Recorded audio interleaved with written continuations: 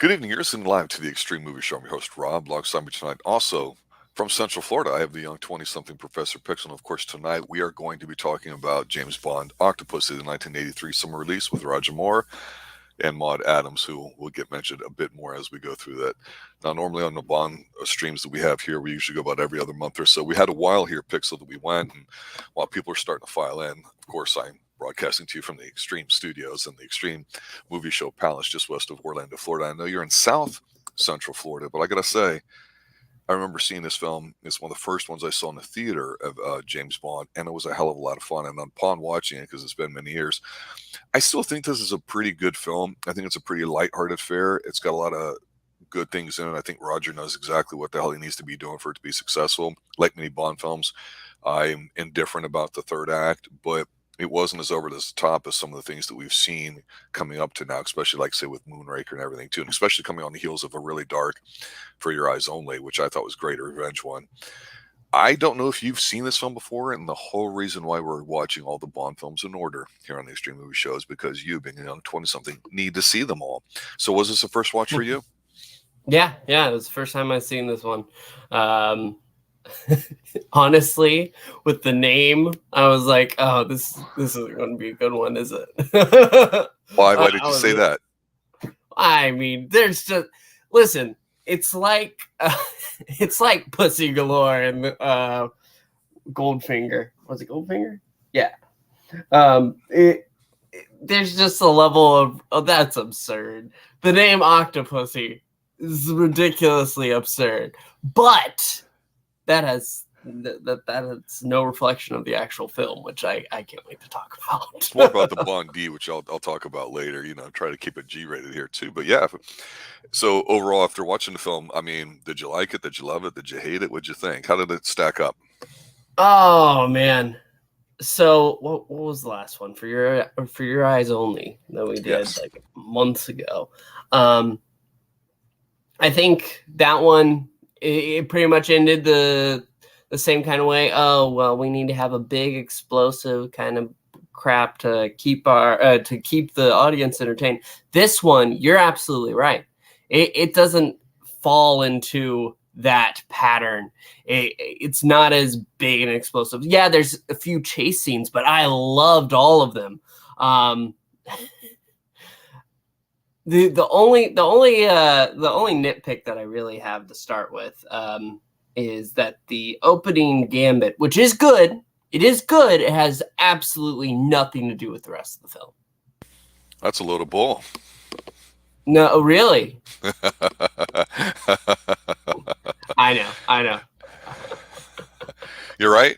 It doesn't have anything to do with it, and I don't give a rat's ass. It's fun. I'll see you in Miami. One of the things I want to say by it, because you're right, very lighthearted but very fun. What I liked is that obviously Roger Moore's older and he's a different type of Bond. Had already been in the role for a good 10 plus years now. Coming off the, like I said, slightly more edgy revenge part of For Your Eyes Only, I thought this did a nice tonal shift because it was very subdued with the, not like you say, not getting too explosive at the end or over the top. What I really liked, though, even though it's not one of my favorites, I think it's very well done for this movie, but the theme song, All Time High, it just somehow fits in this, because it's a movie, it's a song you can sing. It's obviously by a woman, and then you can have the sound and say the strings or the orchestra and key parts in here. Because the first half of the movie is very kind of quiet. It's very kind of spyish in a way, and I like that. That's really cool. Yeah. It's about Bond and being really smart and using his wits rather than just being a complete pussy hound, which of course we get some of that later, and of course the other stupid stuff. But it's pretty cool and it's very elegant, and it really serves Roger Moore best being in these kind of roles. So take us through the opening gambit and the opening bit. Let's get going through this. Well, like we said, Bond goes through a load of bull as Agent Toro or whatever they give him as a name. Toro. Oh, you're a Toro too. He's so damn good at that. Roger he is really. He's really entertaining in it. And he has I can't remember her name. Like his non-Bond girl for this mini adventure they just threw in the beginning. It's like they took a break and decided, okay, well, we need you to feel like you're Bond again, so let's throw this together. But it is really a lot of fun. I'm actually going to, unless you have anything like specifically you want to dig into it, I'd rather get to talking about the intro because two quick things. Okay. Again, he's got a woman with him, and he's, Roger Moore always dresses really great too, especially for his build and complexion and age and all, a little different than Connery. The Bond style thing we don't get into too much, but this chick's stunning. This is just a nice little setup. It's not over the top with props with the horseback riding, but the unspoken thing here, which actually becomes a big spoken thing later on, is this, you could say this is like a mini version of what's going to happen in the rest of the movie, because it's really anti-communism, anti-Russia sort of thing. And Russia was the thing in the 80s, and damn it, if 80s movies were had zero issues with making commies the bad guys, and like now it's just nice to see him go undercover, like I say, spy stuff too. And I like the fact that it's kind of lighthearted, even though it's got a nice little plane flying sequences. He goes in a barn and makes them blow them up on themselves. That's classic Bond. But what it does by being lighthearted early on is it kind of sets the tone for what's going to happen in the opening scene, which I know you want to get into. So I thought it was a nice contrast there. Yeah, no. Also, I mean, yes, obviously, the communists are the bad guys, but we have to point out that they're saying that it's one particular communist, because the rest of the communists weren't willing to go as far as this one extreme communist. I got to ask it because you want to talk about not the opening gambit, but the opening part to it. The title. What do you talk about the titles track? We always have to talk about that. Yeah. I like it. I love floating women and the laser beams on the bodies and that's exactly what I was going to say. Okay. It's simple enough. Like even the one janky effect where they're doing the multiple arms with guns because octopus. It's so good. It's well done. It's truly like I feel like I haven't appreciated an opening in a while. Like this one was really good, and then straight into the opening scene with a clown running away from knife-wielding twins. I'm gonna drop some clown knowledge on you later because it's very key why this is going on. Because like you, when I first saw him, like, oh, okay, that's supposed to be funny and cute. Nah, whatever. Go ahead. No, I appreciated it, especially as it was going. And I didn't understand it. But as it kept moving, you could see how damn expressive his face is as he's running away. The woods, popping in the woods. This is East Berlin before the fall of Berlin, because this is before Reagan said Gorbachev tear down these walls. It's not necessarily in Berlin, but just the idea of that you've got areas that were literally walled off because that's where the commies were in control. And here you've got this Russian knife guy chasing the clown through the woods. Two of them. They're twins. That's right, because they're an act. I'm sorry. Go ahead. I'm stealing it. I don't want to. No, you're good.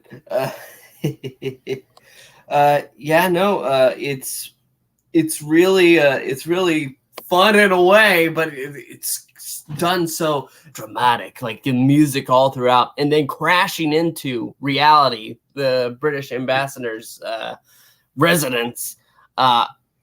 It hurls us into where we need to go next, which again has nothing to do with the opening. But the opening was fun. So the clown getting a knife in the back, and drifting down the river. I mean, this happens really quick. It's simple. It's not CGI. It works. It's in the evening towards night. Kind of reminded me a little bit of Moonraker there, the girl being chased by the Dobies. That's kind of creepy. But when he crashes through and all that, and the lady screams and all that, he dies right there on the spot instantly. But what fell out of his hand? A Fabergé egg. Dun dun dun. There we go. That's the MI6. They are going to go ahead and call in Mr. Bond and discuss. Oh well, this one that we have here is actually a fake. The real one is elsewhere at an auction, and pretty much he's going to go after it.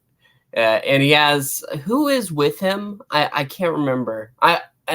I apologize for skipping over the bit. No, but this is what happened in Bond films is they'll have maybe a different M, right? A boss kind of guy.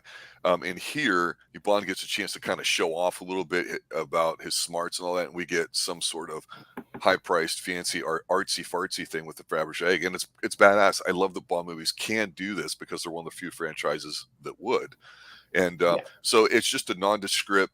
It's their in-house arts expert dude that's a nobody in any of the movies. He's just there for this film to accompany him for this first thing. That's it. Fanning is his name.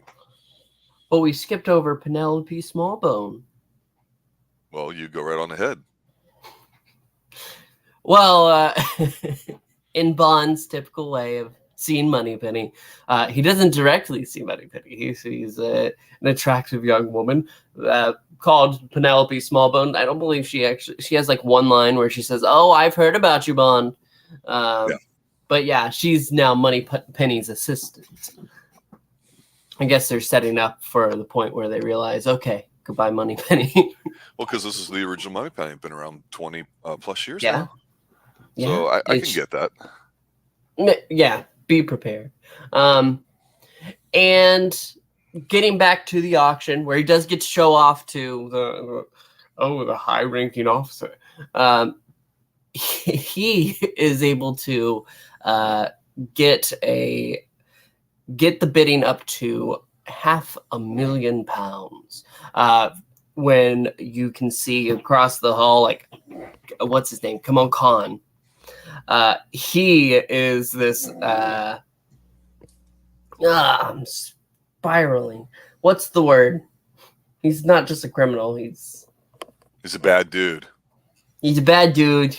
He's a bad guy. He's the heavy. Yeah, he's our main villain for this. Yeah, basically. Yeah. Okay. You sound like you're doubting, but it's not. At this point, he's half the bad dude. He seems to be. But yes, and he wins the egg. Bond lets him, and actually, the high standing officer with him was first. Are you mad for bidding? And then when Bond gives it up, when it reaches £500,000, he's like, "Why didn't you keep it?" And he explains, well, he needed to win. And this leads Bond to following him back to India, where Khan owns this establishment, gambling hotel, and instantly as a guest, he's able to get in on this backgammon game that he basically rigs, not Bond, but Campbell Khan. Yeah, I think the opening here is interesting because we're looking at totally different things in a sense. Like, I'm really intrigued by obviously something terrible happened. Somebody who was a 00 got killed, and so the name of course of this particular thing is the Property Lay, which I believe is one of the original books or chapters of an older Bond thing that they kind of put in and made it Octopussy.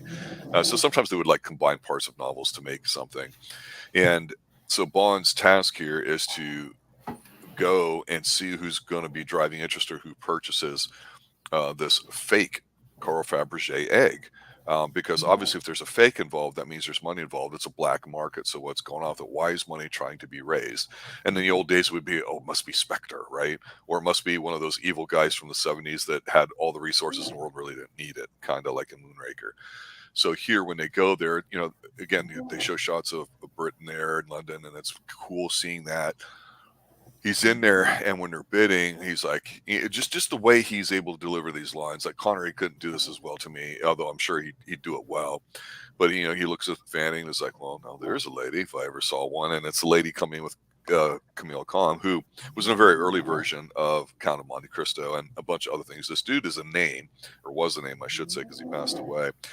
So I'm looking at him going, well, one, I'm not terrified, even though he's got a pretty decent, intense gaze. And so Bond does the thing of where he starts raising it. It's a little bit of drama in this place. That's great because there's all these paintings and stuff around. This is Bond, high-end stuff. We get exposed to a world that is normal human beings We never get a chance to. That's why part of James Bond being a Playboy fantasy, this is a part of it. The artsy fartsy, intellectual. I got to know people wearing hats, suits, they're dressed up. This stuff is really good. And he's there with another professional fanning who tells him what's going on with it and stuff. And so he knows how much it's supposed to bid. And so there comes a bidding war. Of course, it's Russian. People would argue politically that, why we go to wars for resources and money and stuff. But, this is a Tsar Nicholas type of thing, as they say. And to your point, he does it and he just teases it, and the guy ends up buying it and calls the guy over, and he goes to look at it, and he looks at the book, hands it back to him. And the point is, it's the old switcheroo. He did it under the book and all that. And I still remember as a kid going, shit, I didn't really catch that. Now as an adult, I look for it every time. This was good stuff. This is Bond outsmarting him and planning ahead. And so he has it. But here's another great thing about Bond, right? They go to India, and this is my favorite part of the movie. Not only do you not get to see India a lot here, you get shots, of course, of the Taj Mahal and all that. Where he stays is a nice place. India is a huge place, extremely poor. They have a slightly burdening middle class coming up and all that too. But here you get to see the good and the bad of India, and you can tell a lot of this is filmed on location. And not that it matters to you, but the guy who's assistant here, Vijay, is actually a top level at the time tennis player named Vijay Armitage. That's why I have the tennis jokes in there. But when he gets off the boat in the water, and it's got to be nothing but locals just standing around in all the colored outfits.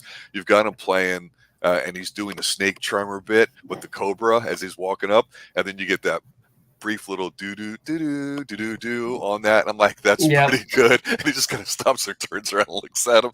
That's good shit. That's what I want to see in a Bond movie or whatever.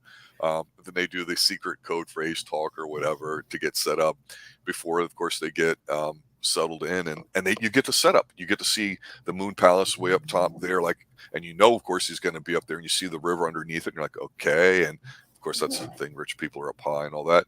And I have to say, this movie has a lot of gardens in it, and it's really great because Bond's at the hotel and gets settled in. And, I love these little parts in the movies. I just don't know why. I just do. It's great. I get to see what suit he's wearing. I get to see what place he's in. It lets me feel that he's there. And before anything does happen, though, he does get to spy the very beautiful woman who's accompanying Camille Khan in there. And there's a flag on this boat that she comes in of a giant octopus on it. So he goes into the backgammon thing, and this is a fun little scene because there's always a bar scene and gambling. And he meets the girl, and he's talking to her while some dude's being taken by Camille Khan in there. Because, of course, he's spying it, and he notices Kamal's got loaded dice. And he goes in there, and he takes them from him because they have this little one-upmanship. And he's so good in this scene here, too, where he says, well, I guess I'll show you those players' privilege and use your dice. You need double sixes. And he rolls it double six. Fancy that, because he knows he's cheating.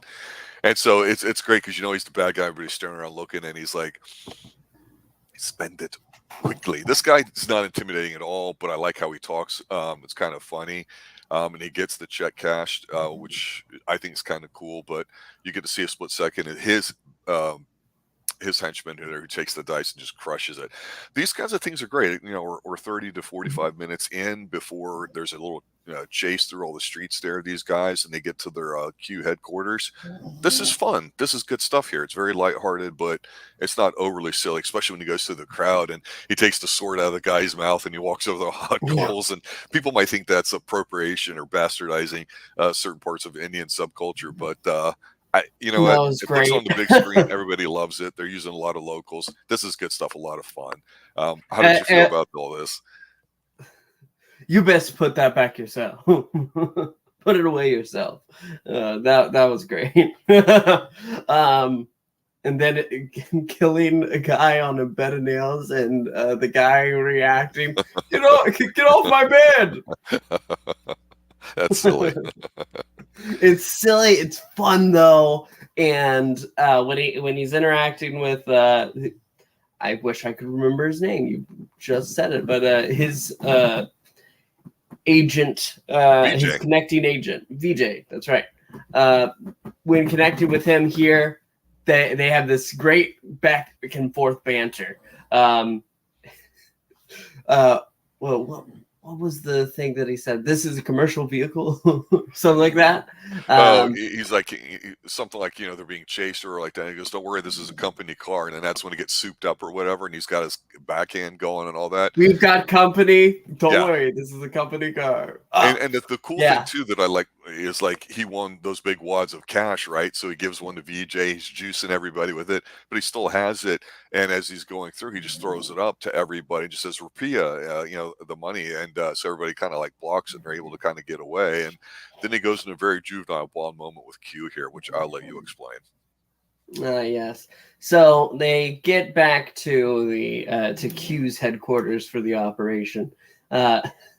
Fitted behind this poster that once you tear through, another one pops up. It works. That's a silly thing no one would prepare for, but okay. Then they tilt the bird cage that unlocks the door, and inside, you have Q explaining pretty much, well, this is the tracker inside of the egg, and it connects to your watch, which will go ahead and be able to home in on it. Inside this pin, there's a simple solution that'll help dissolve any metal, and there's a listening device that you can go ahead and use and listen to anywhere around the egg, the vicinity of the egg. And then, that's our this was a big deal back in the day. The watch he's wearing, the liquid crystal, that was big. I'm telling you, it was a huge deal. But of course, he finds a TV, liquid crystal television, and he sees this assistant working in the back, and he just homes in right in the center. Cleavage. I have no time for doom and all that, and Q just lets him have it. Really, Bond. It's what's good about this is though we don't get a lot of the stupid shit gadgets. I mean, they get crazy even with Pierce Brosnan and Craig and all that. And I can't stand it. But up to this point, it's been a little silly, a little campy in a way, but it's not trying to overdo it like it has in some other movies. And here, we've got the setup. He's back to his hotel at night. And he's walking, and this is the scene that always comes to mind. I'm thinking with when this movie does a good job of slowing down and seeming kind of mature and romantic in a sense that guy comes up to him as he's walking across the open dining room area outside. And it's beautifully lit with the trees and all that, very classy, very very not over the top. This is how, and I know you can't appreciate this in a sense because of your young 20-something age, but the fact that you're a Disney Springs fan and all that. Lake Buena Vista, the original downtown Disney, used to look a lot like this, the way it would be lit up with the trees and the outlines, none of this other bullshit that they have down there now. And they, got the soft strings playing to the theme music, and the guy's like, "Hey, your table's reserved." And he's like, "Well, I didn't order it." He's like, "Your guest is waiting, sir." And he walks up, and of course, it's this beautiful blonde woman that had been accompanying Kamal Khan. And you know what? She's obviously there to seduce him, and he's aware of it, and he takes it in stride. And she's like, "Yeah, egg for your life," and he has some smartest things, and basically it's like, "Well, let's just get on with it then," basically. So she's a gorgeous woman. I think she's Swedish or whatever. She's just got that natural beauty to her bone structure. It's hard to explain. She's just a different kind of physique than you would say, like with the Latin woman that he had as a partner at the beginning, the braless one, of course. This one's dressed really, really elegant. And of course, we did see her coming off of a boat that had the octopus thing in it. So what is Bond's job here to do it? He's got to give her good D and distract her, because he's got to let her assume and feel like she's got the upper hand so she can steal the egg back. Because remember, that's whole Bond's task here. He's trying to get information going up this food chain, right? So this is this great spy stuff going in here, because you don't have to show the act of making sweet, sweet love. You just show the clothes on the floor with the music playing and some champagne in bed and all that. And this is the scene that I made the clip out of, where she goes to bend over to put her glass up, and he's like, "Excuse me, I can't help but notice, what's that?" And she's like, "Oh, that's my little Octopussy." And he gets this stupid look on his head, like he's in on the joke, kind of. But the point is that's branding. She's got that, it's another thing. What is this Octopussy thing? After all, it is the name of the movie, and I don't see an octopus yet.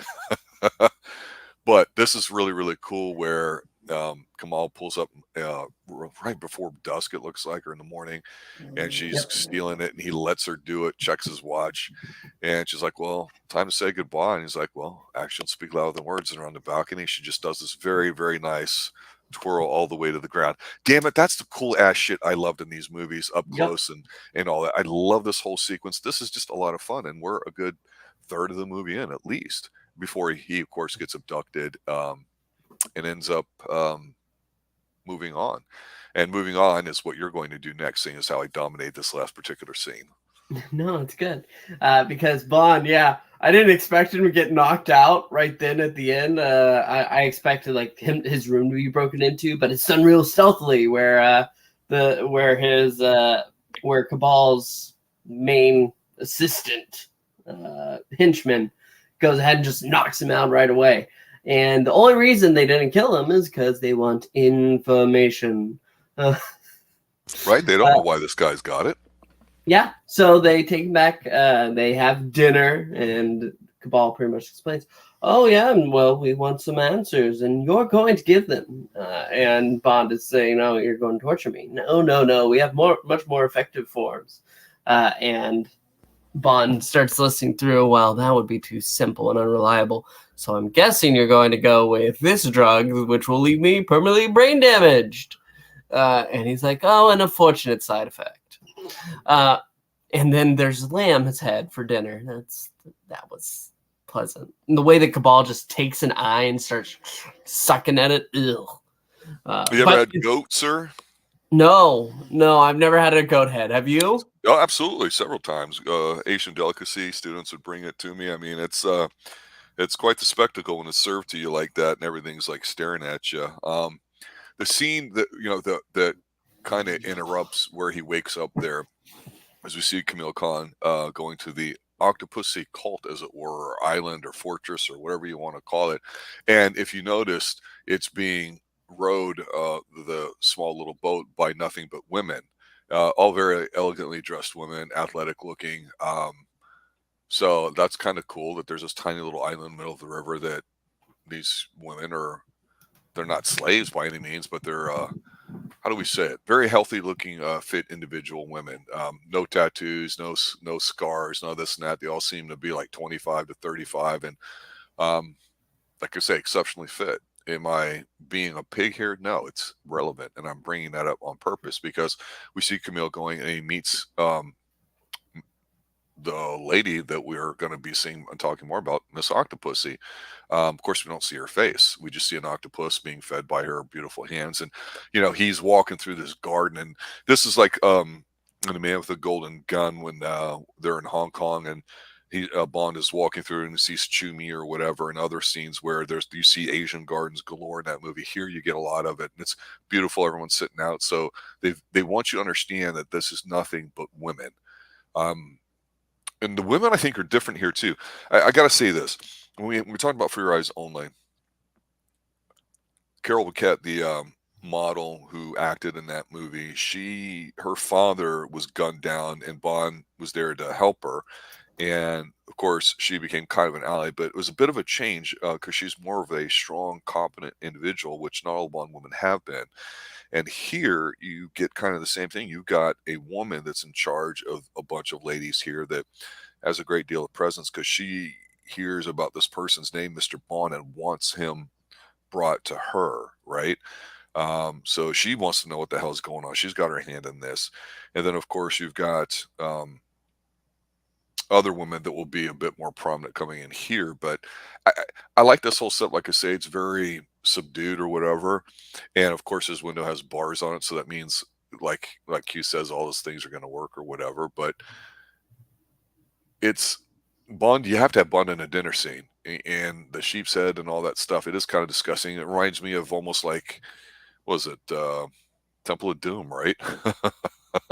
I mean, even driving through the giant wall poster for their thing that reminded me of that too. But that's a delicacy. That's high-end food there if you're from India. I know. But anyway, doesn't mean I want to eat it. It's just like I don't want to eat monkey brains. Well, this turns into be what I thought might be the most I'll set it up and let you knock it down. This turns out to be to be a really good, potentially really bad scene where Roger Moore, like I say, he's so good at this when he's doing Bond, but he uses the pen. He works the bars out because he knows he's going to die, basically, he thinks. So he goes to escape, and it's at night. All the security lights come on, and you see him kind of walking around, and he's kind of like stopping, and he's looking through the window, and his woman's in there, the one that bedded him and stole the egg. Magda. Magda, because she's got the lingerie thing, and she's rolling up the hosiery, and just, oh, what a beautiful, gorgeous woman here too. And he can't really get out. But the key thing here is we're about halfway through this movie. We don't know what the major plot is, and I'm okay with that because he does notice a Russian helicopter. I should say USSR because this was technically Soviet Socialist Republic at the time, which fell and became replaced with the current state of it, I guess. And I'm not a historian, but at the time, that's really what it is. So to give it its props, but he actually sneaks through her room and watches these guys who come off the plane. And it's one of the generals we saw earlier on in a giant war room explaining what they needed to do, whereas the main Russian guy who's in charge, we saw him, I think, in the last movie and in Moonraker, because he was the guy involved with the ATAC system and Moonraker, I think, before that.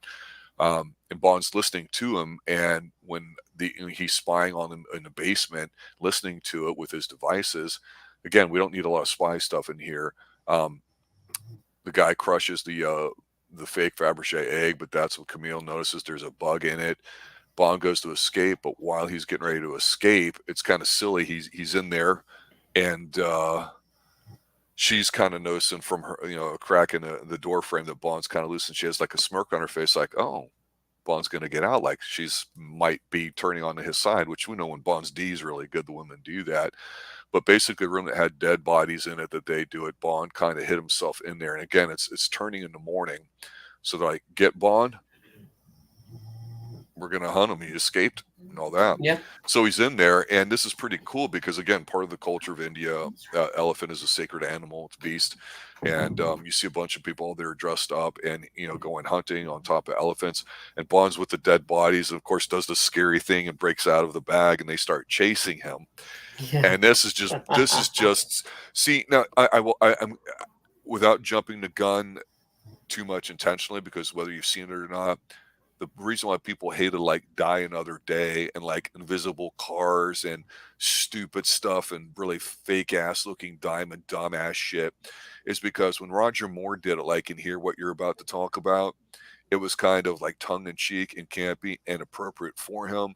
It's not some of the silly campy stuff that would start happening later on even with Pierce Brosnan to a little extent, definitely a lot more with the later movies. And this is where I think people would turn on Bond later, because only Roger Moore could do this about what you're about to describe, but it works. And we've seen this again, Man with the Golden Gun and other things too.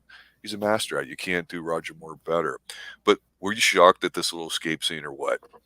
Oh, I loved it. I think it's one of the best chase scenes that they've done. Are you serious? Where he's going through the jungle. There's a tiger. Sit, boy. That's fun. But the fact that he's being chased by gun wielding hunters on elephants, that's great. That's awesome. That's fantastic. I was having a hell of a time. He gets through. Oh, a snake crawls over him in this quiet moment, but he manages to keep quiet. And then he's able to unbuckle one of the baskets, and it knocks it down as soon as he tries to shoot. It's great. Of course, that's what I'm about to talk about. Go ahead. And then ultimately, after a minor run-in with maybe a alligator, crocodile, I don't know. I couldn't see the nose well enough to tell. Yeah. But he manages to escape by going out to a boat. No, sir. Back up. Okay. In the jungle.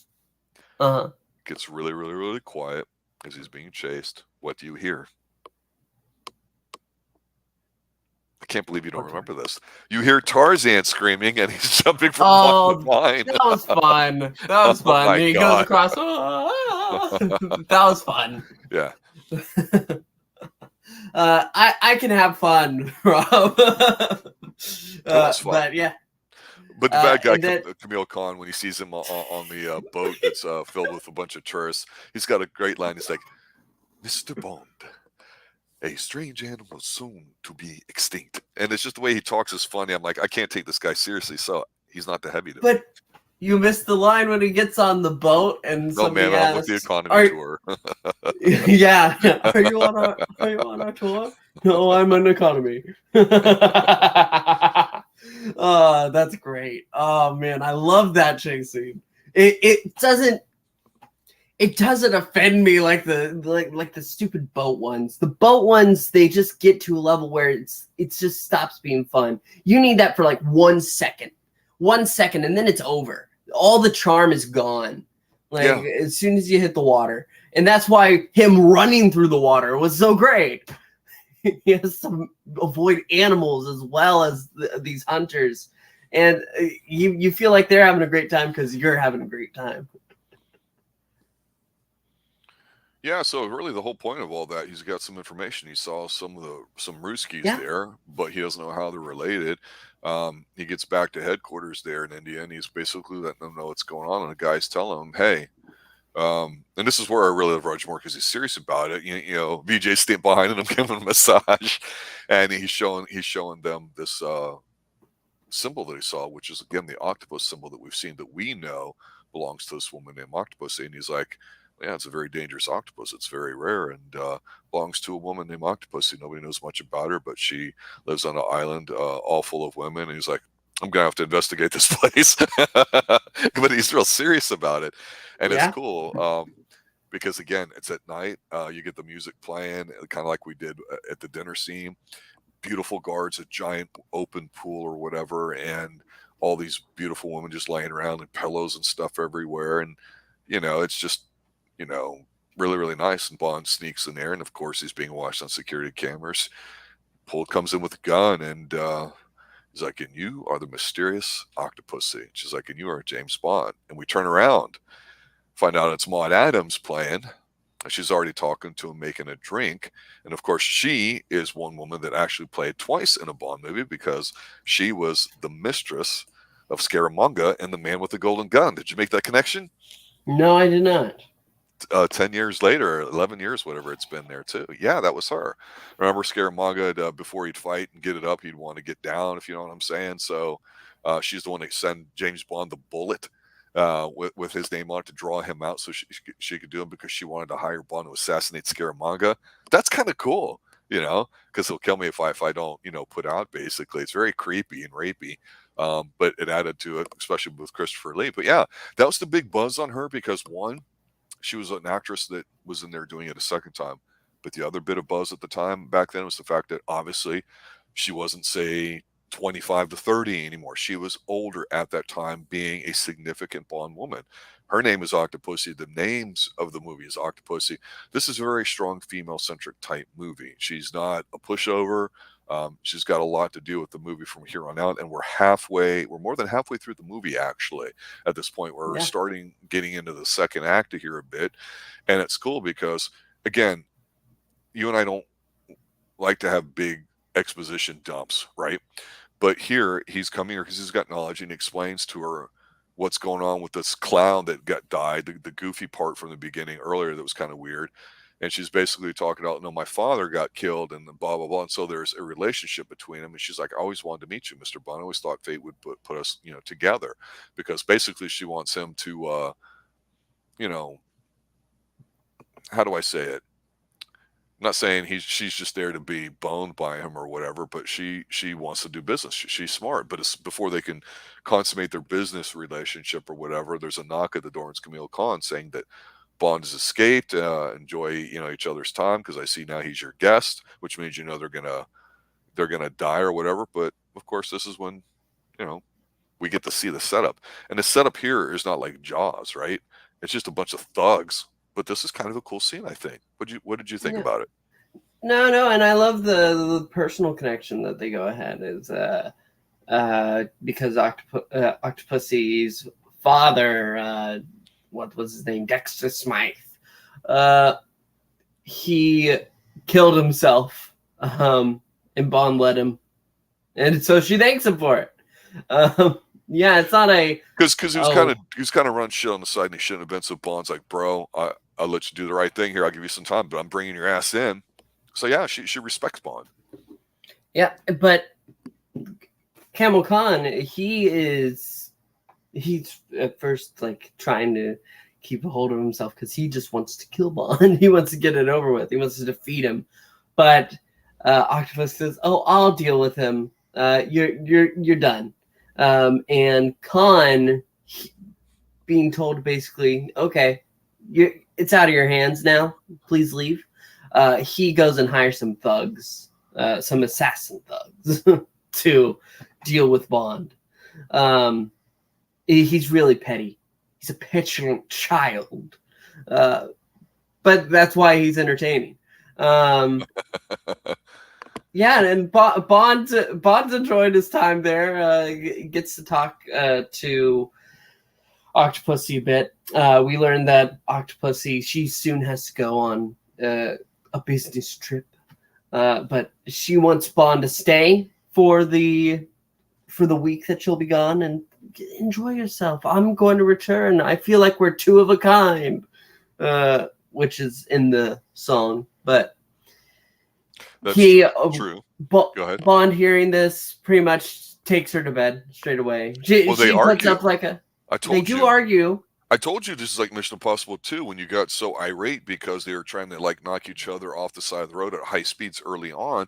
That's foreplay, right? That's seduction. That's what's going on here. This is just like when he was standing in Corfu or whatever, looking out over the bay, talking, and he's and For Your Eyes Only, when she's like, well, you know, my dad used to work here and I was raised on the water, blah, blah, blah. And he's listening to her kind of arguing, fighting and all that. That's what's happening here. She's getting all emotionally wound up because he's like, basically, no, I'm going to, do what I do for Queen and Country, not for like what you're asking me for. So she gets all bitchy, runs to the other room. And it's that classic, I'm going to chase after you. And of course, he gets a little kind of forceful with her. He's like, yeah, we are two of a kind. And then he beds her.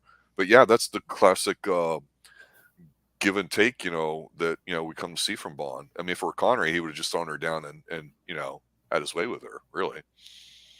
We learned, of course, about the Octopussy clan, about how they're all basically street vagrants, honestly, that she so elegantly describes as well, whether they need a guru or a boss or whatever like that. I include them in my businesses, and they're very loyal to me. So it is a cult basically. It's not a joke. It's kind of glossed over, but for a bunch of guys who are like, oh, that's cool, that's badass, but because it's a woman doing it, shit, it's totally different or whatever.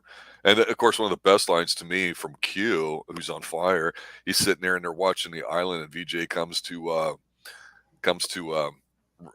take care of his next shift or whatever like that. It's like, and he signed to Commander Bond yet? And he's like, you must be joking, huh? An island full of women, we won't see him till the morning.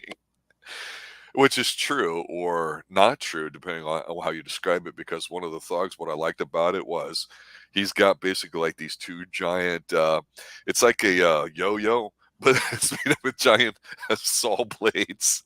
It's so stupid. But for some reason, I'm like, man, I've never seen that in a movie since or before, and I loved it. Yeah, but when he beds her, though, there's a nice little pan up to the chandelier with the lights and sparkling, because sparkling stuff in the 80s, I'm telling you, bro, was a big deal and all that too. So they're laid on that giant clamshell looking bed, and they just kind of go to the diamonds and transitions to the water where things start to get dark.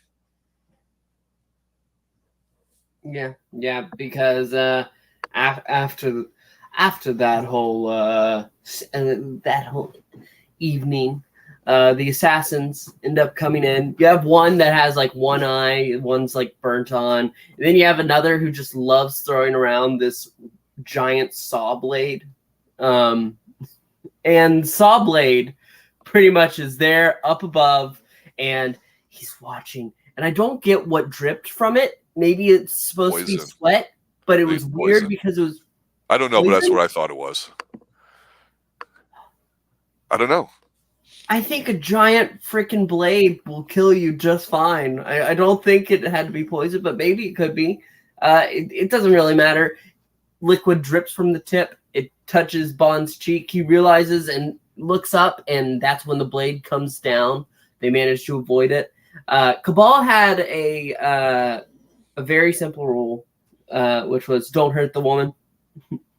Don't touch the lady. But as they're coming through, the guy with the saw blade, he pretty much doesn't care, and he almost hits her. Bond knocks one of the guards into the tank with the octopus. That's awesome. Octopus takes his face. Yeah, it's very good. It's awesome. Funny. He screams and the water comes out, and the octopus is just there on his face with the tentacles wrapped around. It's awesome. And I popped real hard too watching because I knew that scene was coming, right? But what I just didn't get or just don't recall is when it cuts back to him just laying there, after looking at all the damage done, or you still see the octopus kind of like sucking on the dude's face. I'm like, that's a nice touch. That's badass. I like it. Yeah, it's really good. And the fight ultimately leads with Bond and the last surviving guard, which assassin. Which I believe was Sawblade, but his blade was gone. But they end up going out the window, and then you never smile at a crocodile because the crocodile comes out, takes him. But I'm kind of confused. Is that supposed to be a real crocodile, and then Bond just sort of swims into his fake croco suit that he arrived in? Yeah, because he came over in the underwater crocodile mobile, the crocmobile. I thought it was supposed to act like it was a big one only because it looked like it moved around for a split second. I agree with you. The editing was very choppy. It wasn't clear to me. But when you look at the distress on Octopussy's face and all the women there, because now they know that Bond's there and he was supposed to be under their full protection, they looked distressed, right? Because the last thing Bond noticed when she was getting ready to leave was he was going snooping through her crap, and he saw a little thing for the Octopussy circus in Karl Marx Stad, which is Stad's, I believe, stadium. So Karl Marx Stadium, wherever that was supposed to be at, and of course her name's Octopussy, and she'd mentioned she was in lots of different ventures that she involves a lot of her women in. So the next real big clue is hey, there's this General Orlov guy with Camille Khan, and they're passing on these fake Fabergé eggs to raise money. What could it be for? Well, we saw Orlov early at the very beginning of the film, where he thinks that we should go ahead and do an all-out assault and take over the rest of Europe at the time. And here's all our tank division stuff, and it's in a very convenient underground layer super bunker type thing where he shows stuff on big screen TVs. It's simplistic in a sense, storytelling wise, but also effective because of course their color's red and they show them taking over all of Europe. It doesn't have to be on computer screens like it is today and 3D shit. But the main Russian dude's like, no, we're not going to do that. So even though we kind of skipped over that was at the beginning of the movie. We did, but it's only pertinent now because it's only in there for so little bit, and we're pretty much getting done with the second act here. And the fact is when Bond gets out and he finds out what happened to VJ, he's just like, hey, I just know that the Octopussy thing was in Karl Marx Stad, and they're like, yeah, that's where we found 009, the clown that gotten whacked. So he's like, okay, we got to get there. And so what do we do that makes a Bond movie even better? Unfortunately, they don't do Venice in this movie because they should do Venice in every Bond movie. But we get to see, him basically going there. And of course, we get to see the two knife assassins that are part of them here. And we get to see that. And Bond's kind of like scoping things out too. So he notices, hey, wait a minute, there's Russians here too. You get the stupid clown being shot out. This is echoes of Diamonds Are Forever a little bit. But Bond's there to try to figure out what the hell is going on. But when we see him kind of snooping around, getting behind buildings and all that, we see Orlov's main boss, the older Russian guy, coming in. They talk about all the stuff with jewelry. We see that Miss Octopussy's on the train with them with the jewelry because she's involved in smuggling it. That's her operation. That's the front for this activity. But we see basically Camille Khan and Orlov doing a dirty exchange because they're having a dirty bomb that is going to be on there. And so we don't know what's going on or who's going to blow up or who's involved, but we see Bond doing what Roger Moore has to do, especially at this age, not being too physical. He makes his way on train or whatever, knows that there's a Bond going on. It's 100 kiloton yield, I think, or whatever. And I'm not a big fan of the whole defusing things and you know, the clocking down stuff. That just really doesn't work for me at all. So at this point, I'm mentally almost starting to check out. But this is the way they did bomb movies. Get it? Back in the day, where it'd be like, tell the audience, hey, this has a timer. When a timer gets to 0 here, we have to be 4 hours away, or whatever it is, and all the stupid stuff. And you see that there's some stuff going on here, but Bond basically gets caught before he gets into a little chase scene going on, and things start to pick up as we enter the third act here. Go ahead and take it from there.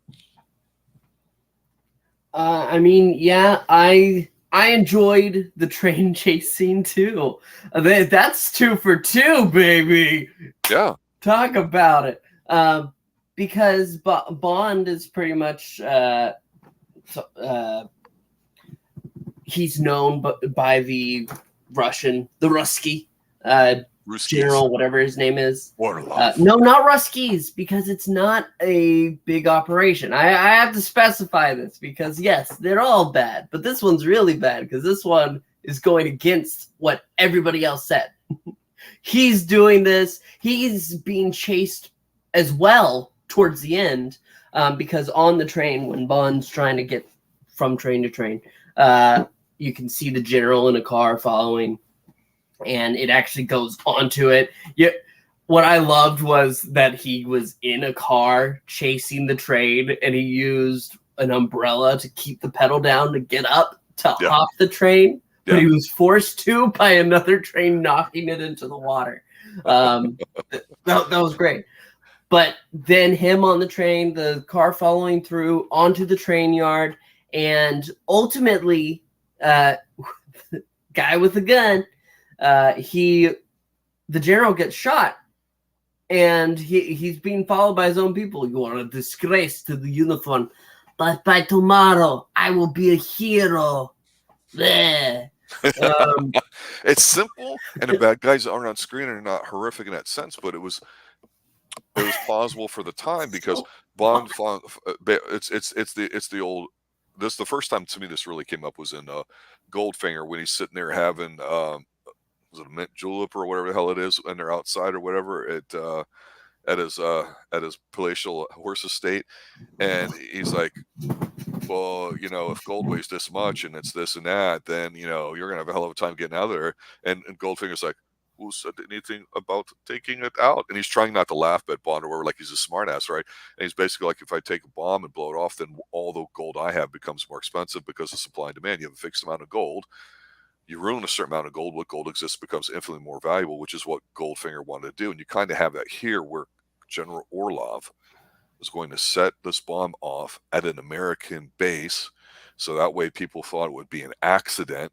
They would be weak, and then they would steamroll in, because here's an older commie, Karl Marx bastard guy that does not want to go to the war. He wants to keep status quo going on. And here's a younger guy that basically says, no, we need to go to war. They are our enemy. And that's kind of the gist of it. And it doesn't need to be anything more complicated than that. And it definitely at the time is effective, because, you know, even though the commies were always considered bad guys, you know, and you could argue about whether China or Russia is a big threat currently, or how long they both have been or something, it's still kind of like different versions of the same coin or whatever it was. It just serves as a backdrop, especially in the 80s, of who the bad guy could be. And here it is, it's just a renegade guy from a warring nation. It doesn't have to be a eugenics guy like in Moonraker or something else. When Bond's at his best, typically it's a revenge film, and it's something small. And personal loyalties are involved here. Now we thought the clown thing was kind of cute, but then kind of silly, but then kind of serious. We don't know 009. We don't give a shit. All we care about is that on this whole train sequence, while he's being chased at one point, Bond's in a friggin' monkey suit before Kamal's henchman chops the head off of it, and he's not there. And of course, you know, you get the women dining in the cart, you get the people climbing up top, including Bond and all that. It's okay. I mean, I've seen better, I've seen worse, but at this point, this is just a big action fest too, because the two knife guys are chasing Bond, throwing stuff at him. No, not the two, because he broke into the train killed the one, Yeah. took his clothes, and then the other came in during like the second half of the chase scene, and he's like, "Oh, Mishka," or whatever his name was, and he turns around and realizes, "Oh shit, it's Bond," and so they end up. Well, it's off the train at that point because they go into the woods. When he finally gets off and he's on foot and he's trying to get to the army base, he's dressed up in a little bit of a Russian outfit or whatever, and a car's coming by with some kids in it, and he stops and he does the classic international symbol of raising your thumb to hit your ride, and the car slows down and he goes to run up to him and then they drive off like fuck you. I don't know why, but I pop every time I see that. It's like a little stupid touch, like you damn little young kids. But the thing that it does do is we know a bomb's coming off, and we know it's in the guise of a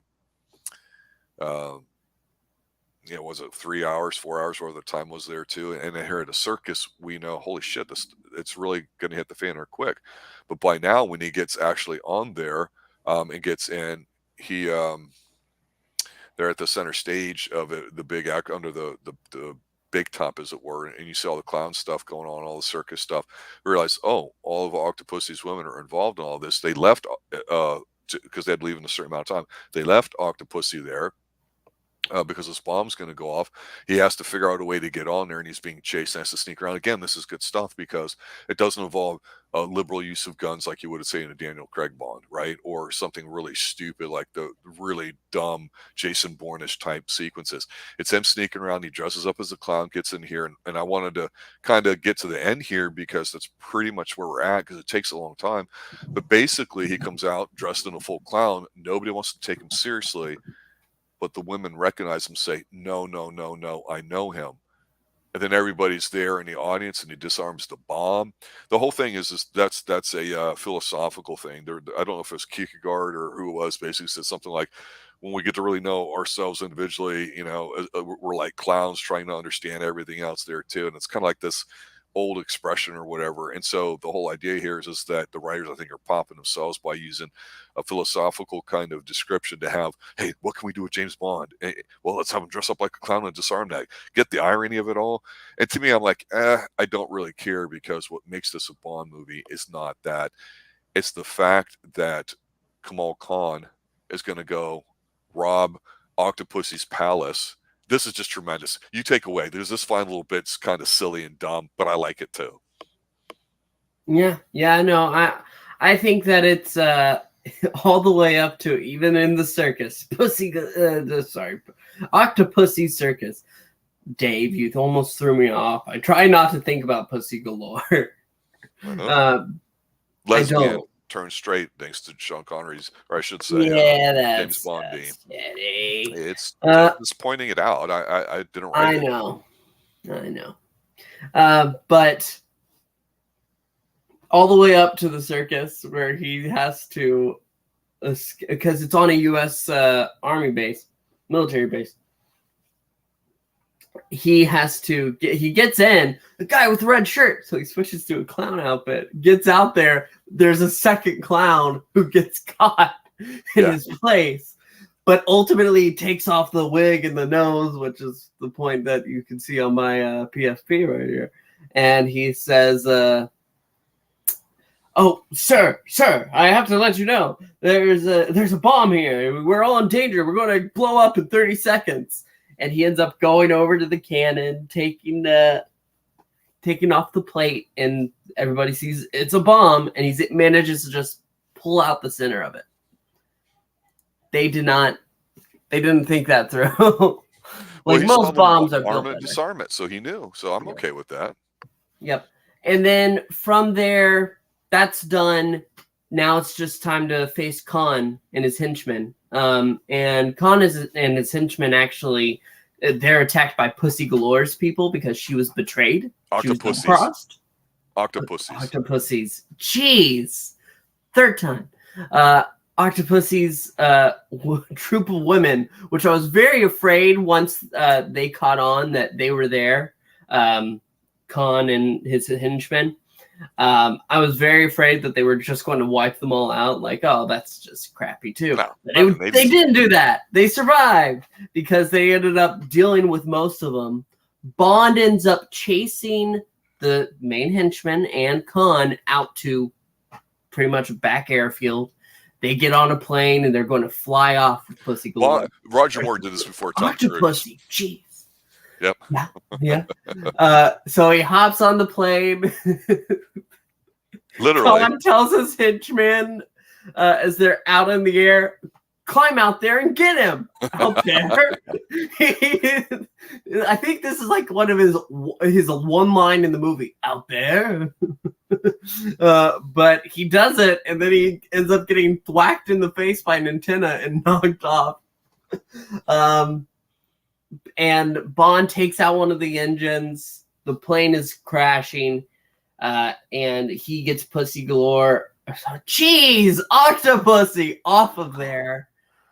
And they're on a cliffside. He manages to pull her up, though. But Bond's in serious condition, they say, at MI6 headquarters. He's not fit for service yet. And he's just vacationing in India with Octopussy and her rowing women. And you know what the rowing women are saying, right? In unison?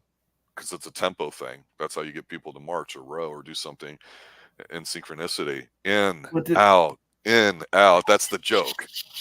I didn't hear that. I didn't notice it. You're young. But yeah, and inside Bond is all strung up, his legs up, his arm is in a cast, and Octopussy says, "I wish you weren't so weakened," and he just tears him off and pulls her into his arms, and that's where it ends. Bond will return, and whatever the title the next one is, I can't remember. I wasn't a fan of that name, but well. The important thing is, and we'll talk about after the next movie, what's happening with Bond in the 80s action, which I'll get into a bit more having lived it. And you being the young 20-something, it's hard to really feel for what was going on, how it was changing, because we see it go from, like I say, a kind of darker revenge, grittier, guttier one in the last movie, which came off the heels of Moonraker being completely an over-the-top type vehicle. This is a very good Bond film. It's hard to be upset with it. I don't think it's awesome or spectacular, but it has almost no weak spots into it. Well, I think it has. What the point is, it has almost no weak spots to it. The stuff here that normally I don't care for is kept at a minimum. Actually, the stuff I like, they have a lot of it in here. It's just one of those films that you just kind of don't talk about too much when you talk about James Bond, but it's solid. It's very good. And everyone always remembers the Fabergé egg and Octopussy because of the name. I liked it. I enjoyed it a lot.